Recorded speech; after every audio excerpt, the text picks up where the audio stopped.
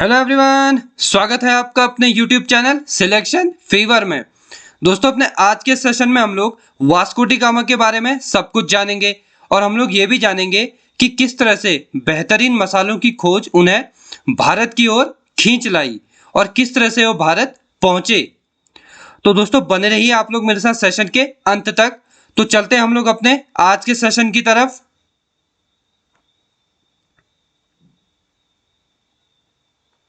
तो सबसे पहले हम लोग जानेंगे कि वास्को डी गामा कौन थे।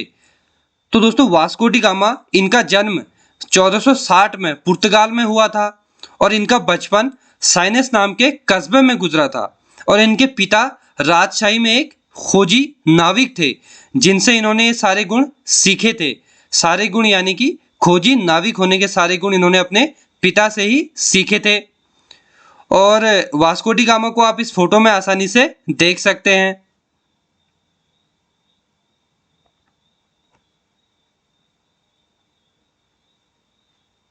अब हम लोग जानेंगे कि भारत आने का इनका मुख्य कारण क्या था।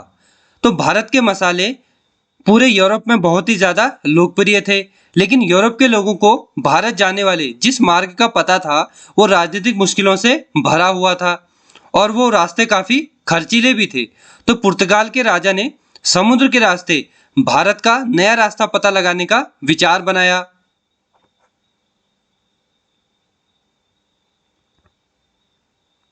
और दोस्तों, राजा को ये समुद्र के रास्ते भारत आने का जो विचार दिया गया वो बारटोली मियू द्वारा दिया गया था।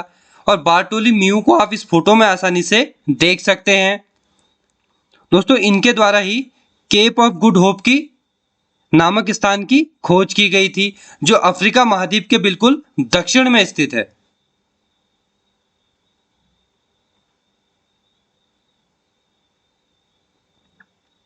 अब हम लोग जानेंगे कि वास्को डी गामा का भारत की ओर आगमन कब हुआ। तो वास्को डी गामा 8 जुलाई 1497 को समुद्री जहाजों और अपने 170 नाविकों के साथ पुर्तगाल के तट से भारत की ओर रवाना हुए। सबसे पहले वो दक्षिण की ओर केप ऑफ गुड होप की ओर गए और 22 नवंबर को वहां पर पहुंच गए।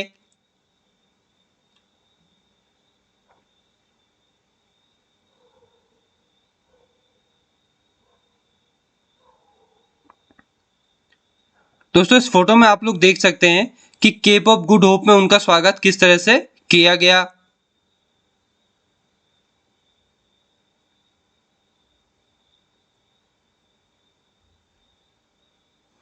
दोस्तों, इनकी यात्रा के समय इनके साथ इनके 170 नाविक थे, लेकिन भारत तक पहुंचते पहुंचते इनके केवल 55 नाविक ही जिंदा बच पाए। और इसका जो सबसे बड़ा कारण था वो था समुद्र में आने वाले तूफान, क्योंकि समुद्र में जो तूफान आए उनसे इनके बहुत से लोग मारे गए।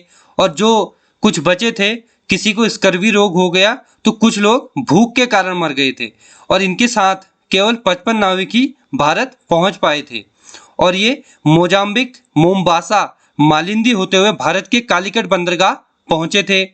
दोस्तों, कालीकट यानी कि आज का केरल।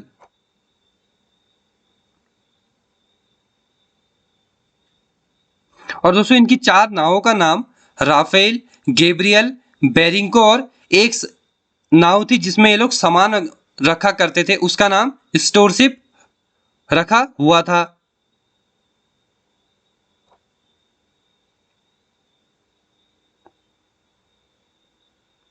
अब हम लोग जानेंगे कि कैलिकट में इनका आगमन कब हुआ। तो 20 मई 1498 को वास्को डी गामा कैलिकट पहुंच गए। कैलिकट पहुंचने पर इनका वहां के लोगों ने खूब आदर सत्कार किया और इनको इनके मनपसंद का भोजन भी दिया गया।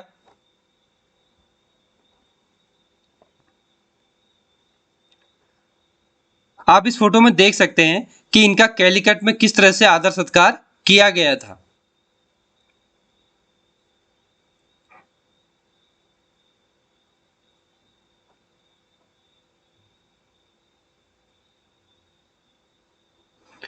अब हम लोग जानेंगे कि इन्होंने कैलिकट से वापसी कब की थी।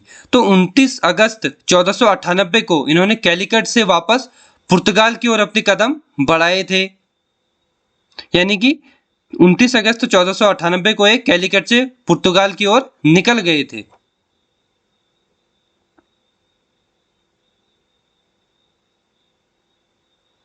अब हम लोग जानेंगे कि वास्को डी गामा की दूसरी भारत यात्रा कब हुई थी। तो 12 फरवरी 1502 को एक बार फिर वास्को डी गामा भारत की ओर आए और इस बार वो अपने साथ 12 से 15 नाव और 800 से ज्यादा लोगों को अपने साथ लेकर आए थे।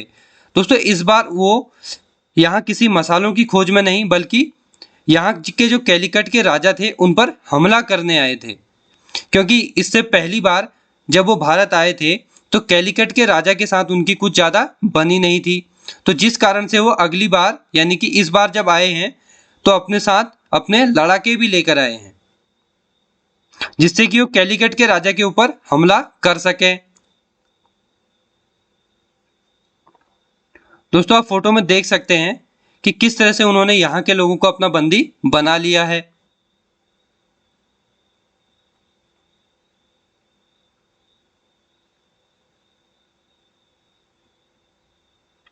अब हम लोग जानेंगे कि वास्को डी गामा ने भारत की तीसरी यात्रा कब की। तो वास्को डी गामा अपने राजा किंग जॉन थर्ड के साथ आखिरी बार भारत की यात्रा पर आए हैं। सन 1524 को अपने 14 नावों के साथ भारत की ओर इन्होंने आगमन किया था।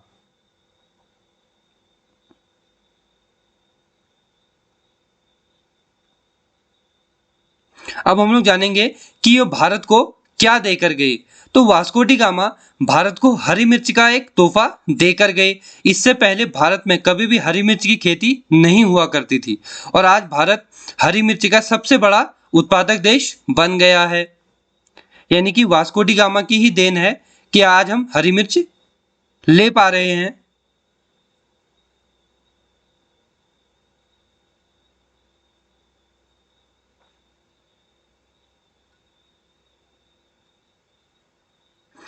अब हम लोग जानेंगे कि वास्को डी गामा की मृत्यु कब हुई। तो 24 मई 1524 को वास्को डी गामा की मलेरिया के कारण कोची में मृत्यु हो गई और इनको कोची में ही दफनाया गया, लेकिन बाद में इनके शरीर के अवशेषों को निकालकर पुर्तगाल वापस ले जाया गया।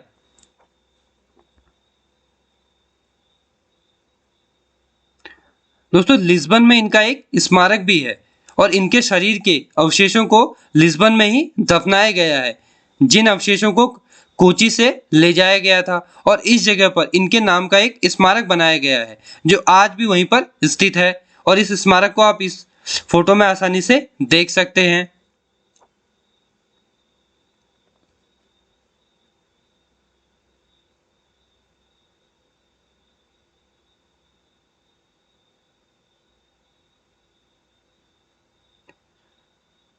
तो दोस्तों एक वीडियो के जरिए मैंने आपको वास्को डी गामा के बारे में सब कुछ बताया और आप लोगों को ये भी बताया कि उनका भारत आने का मेन मकसद क्या था। तो दोस्तों आशा करता हूँ आपको ये सेशन पसंद आया होगा। अगर आपको सेशन अच्छा लगा तो सेशन को शेयर, सब्सक्राइब और लाइक करना बिल्कुल ना भूलें। तो मिलता हूँ आपसे कल करंट ऐसे ही एक नॉलेजेबल और इंटरेस्टिंग वीडियो के साथ। तब तक के लिए आप सभी को जय हिंद।